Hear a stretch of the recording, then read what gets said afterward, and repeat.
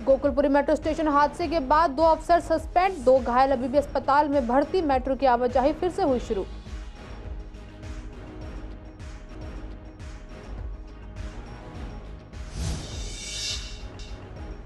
शाहदरा में रैपिडो राइडर से हुई थी लूट और मारपीट। राइडर की मोटरसाइकिल लेकर भागे थे आरोपी। पुलिस ने आरोपियों को किया गिरफ्तार।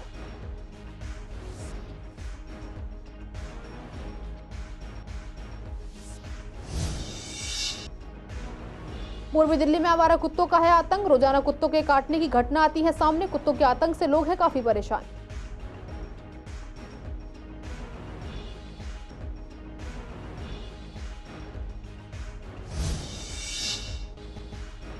शास्त्री पार्क इलाके में वीरवार को चली गोलियां। आरोपी गोली मारकर मौके से हुए फरार। पुलिस ने 5 लोगों के खिलाफ एफआईआर की दर्ज।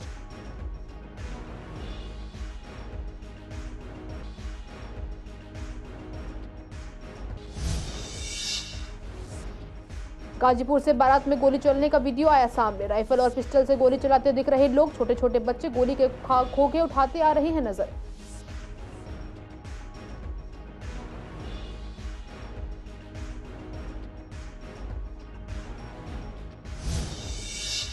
नमस्कार, आप देख रहे हैं सीसीएन लाइव। मैं हूं आपके साथ काजल चौधरी। स्वागत है आपका हमारे खास कार्यक्रम पूर्वी दिल्ली खास में। कुछ खास खबरों के साथ करते हैं बुलेटिन की शुरुआत।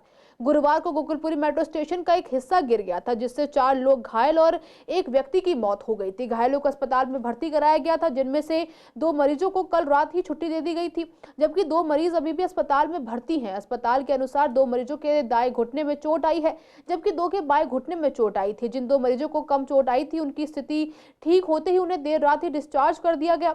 फिलहाल 2 मरीज भर्ती हैं। आपको बता दें कि मेट्रो की तरफ से इस मामले में 2 अफसरों को सस्पेंड किया गया है। वहीं कहा गया है कि सभी मेट्रो नेटवर्क की सेफ्टी की जांच की जाएगी। इसी के साथ हादसे की चपेट में आए लोगों को मुआवजा देने का भी ऐलान किया गया है।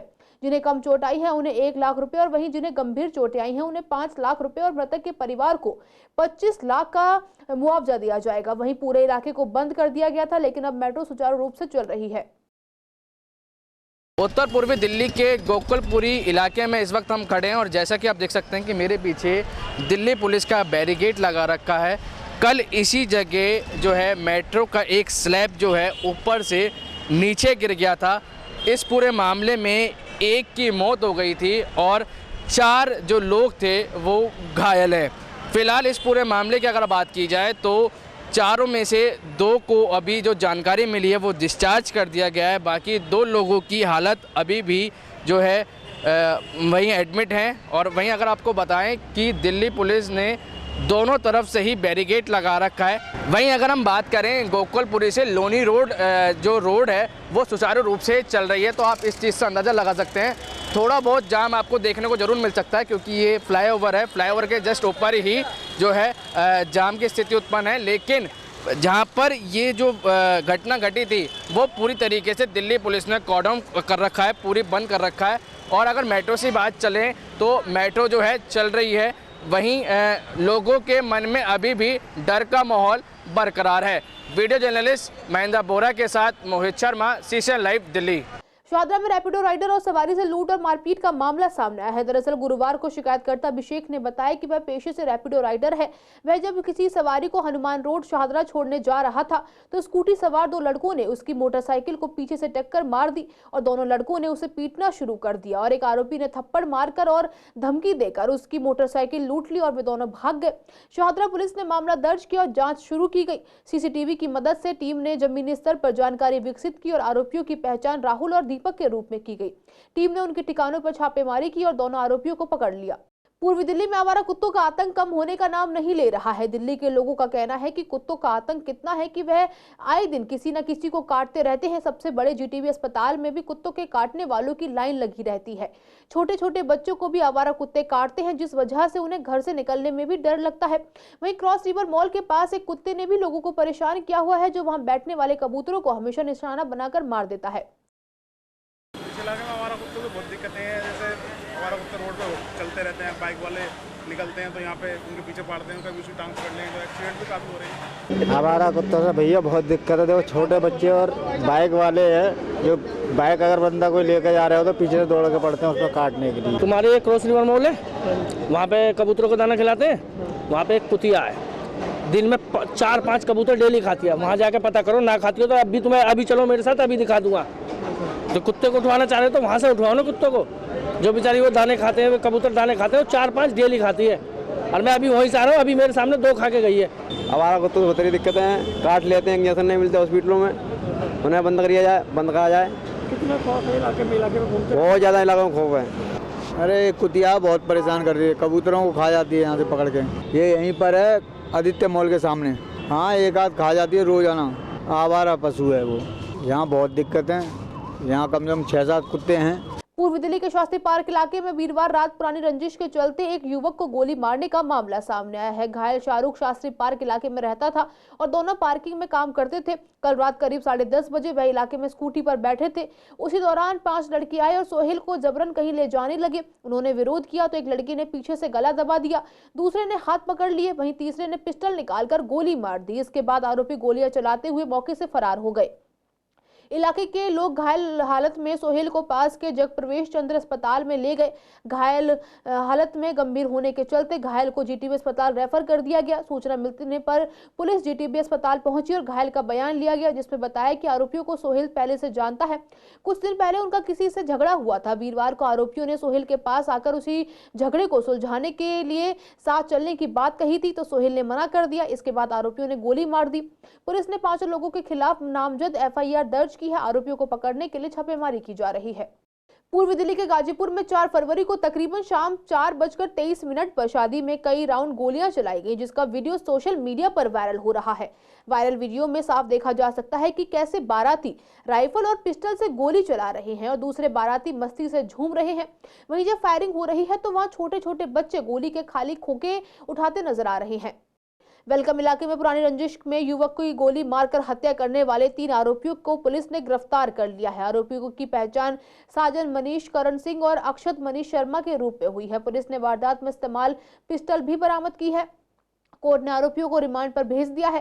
पुलिस इनके साथ ही सोनू की तलाश कर रही है। जिला पुलिस उपायुक्त डॉक्टर जॉयन तिर्की ने बताया कि संजय की बेटी का 5 फरवरी को झील पार्क में शादी समारोह था। कार्यक्रम में वेलकम निवासी सुमित और चचेरा भाई राहुल शामिल हुए थे। सुमित की करण नाम के शख्स से पुरानी रंजिश चल रही थी। करण ने अपने साथियों के साथ मिलकर कार्यक्रम में सुमित को पीट दिया और उसके बाद उस पर गोली चला दी थी। गोली उसके कान को छूते हुए राहुल के सीने में जा लगी। इलाज के दौरान राहुल की मौत हो गई थी। ये वेलकम में एक झील पार्क नाम का एक बड़ा सा ग्राउंड है, झील पार्क उसको बोलते हैं। तो वहाँ पे शादी हो रही थी, एक शादी का माहौल था। 4 तारीख की शाम का ये इंसिडेंट है और शादी में दोनों तरफ से ही, लड़का लड़की की तरफ से काफ़ी सारे यंगस्टर्स उसमें आए हुए थे। खाने पीने का माहौल चल रहा था और अचानक झगड़ा हो गया 2 ग्रुप में और फिर फायरिंग हो गई और 2 लोगों को चोट लगी। तो जो 2 लड़कों को चोट लगी थी, एक के तो बिल्कुल गले में छू के निकल गई गोली और दूसरा उसके छाती में नीचे की तरफ लग गई थी। उसके जिसको गले में चोट लगी थी उसका नाम सुमित था और जिसके छाती में गोली लगी है उसका नाम राहुल है। तो बाद में हमने इसमें एक अटेम्प्ट टू मर्डर का केस रजिस्टर किया था, उसको इन्वेस्टिगेट कर रहे थे। 3-4 लड़कों के नाम निकल कर आए थे, तो सारी इसमें 4-5 टीम्स मैंने लगा दी थी, सारे काम कर रहे थे। ऑपरेशन सेल की टीम को कल कामयाबी मिली। हमारे स्पेशल स्टाफ के इंस्पेक्टर है राहुल अधिकारी और ACP राजेंद्र साहब हैं। इन लोगों ने काफ़ी मेहनत की और कल 4 में से 3 लड़कों को इन्होंने पकड़ लिया था और ये लड़कों की जो शिनाख्त हुई है, ये अक्षत है और एक करण है और एक साजन है। तो इसमें ये जो अक्षत है इसने गोली चलाई थी और कहानी एक इंटरेस्टिंग निकल कर आई कि मारना तो चाह रहे थे सुमित को, पर सुमित नीचे एकदम बैठ गया तो उसके गले में पीछे छूती हुई गोली पीछे खड़े राहुल के लग गई थी। एंड फिर राहुल की 7 तारीख को सवेरे 2:30 बजे GTB हॉस्पिटल में उसकी डेथ हो गई। तो उसके बाद हम लोगों ने सेक्शन इसमें मर्डर का ऐड कर दिया था और अब ये 3 लड़कों को पकड़ लिया। एक सोनू नाम का लड़का भी इसमें बच रहा है, तो उसके लिए भी एफर्ट कर रहे हैं। तीनों को हमने कोर्ट में पेश किया था आज। तो कोर्ट ने, हालांकि हमने रिमांड ज़्यादा मांगा था, पर कोर्ट ने 1 ही दिन का पुलिस रिमांड इसमें दिया है। तो अभी उसमें तफ्तीश इसमें हम लोग कर रहे हैं। शास्त्री पार्क इलाके में स्कूटी सवार बदमाशों ने रिक्शे में सवार युवक से फोन झपट लिया। पीड़ित नासिर की शिकायत पर पुलिस ने प्राथमिकी की है। बदमाशों की पहचान के लिए पुलिस सीसीटीवी कैमरों की फुटेज खंगाल रही है। नासिर अपने परिवार के साथ बल्लीमारान में रहते हैं। रिक्शा से शास्त्री पार्क से पुरानी दिल्ली जा रहा था, तभी पीछे से स्कूटी सवार 2 बदमाश आए और झपट्टा मारकर युवक का मोबाइल फोन ले गए। पीड़ित ने बदमाशों का पीछा भी किया, लेकिन वह हाथ नहीं आए। पुलिस आरोपियों की तलाश कर रही है। पूर्वी दिल्ली के आनंद विहार स्थित दीपक कैलाश हॉस्पिटल के पीछे जेजे क्लस्टर इलाके में डीडीए का बुलडोजर चला है। आपको बता दें कि अवैध तरीके से लोग यहां रह रहे थे। डीडीए का बुलडोजर रुकवाने के लिए आम आदमी पार्टी के नेताओं ने वहां हंगामा किया, जिसके बाद पुलिस ने आम आदमी पार्टी के नेता दीपक सिंगला को हिरासत में ले लिया और उसके बाद डीडीए ने अपनी कार्रवाई शुरू की। इस कार्रवाई में मुख्य बात यह है कि वहां बनी कई झुग्गियां भी तोड़ी गई। मुझे यहाँ पे पुलिस वालों ने रोका हुआ है, मैं वहीं था और हम सिर्फ पुलिस वालों से, डीडीए वालों से एक ही डिमांड कर रहे थे कि हमें ऑर्डर दिखा दो कि इनको तोड़ने का ऑर्डर कहाँ है। जब 9 झुग्गियों पे स्टे है तो आपको या तो पूरी लैंड चाहिए होगी या पूरी लैंड नहीं चाहिए होगी। तो कुछ झुग्गियों पे स्टे है, कुछ पे नहीं है। आप उनको चिन्हित कैसे करोगे, उनकी डिमार्केशन कैसे करोगे, हम ये पूछ रहे हैं, वो बताने को तैयार नहीं है। उनकी बदमाशी चल रही है और मुझे तो ऐसा लगता है कि भाजपा का जहाँ जहाँ पे वोटर नहीं है, आज वो भाजपा वहाँ के वोटर को खाड़ने में लगी हुई है। उन्हें गरीबों की चिंता नहीं है। यहाँ पे 125-150 झुग्गियाँ हैं, 400-500 लोग रहते हैं। 32 बच्चों के 10वीं के 12वीं के एग्ज़ाम है और आज वो बेघर हो जाएंगे। वो लोग कहाँ जाएंगे? वो लोग 25-25 साल से इन झुग्गियों में रहते हैं। हम इसके बिल्कुल खिलाफ़ हैं। हम जहाँ पे भी डिमोलिशन हो रहा है, आम आदमी पार्टी से खिलाफ खड़ी है और कहीं पे भी हम गरीबों को उजड़ने नहीं देंगे।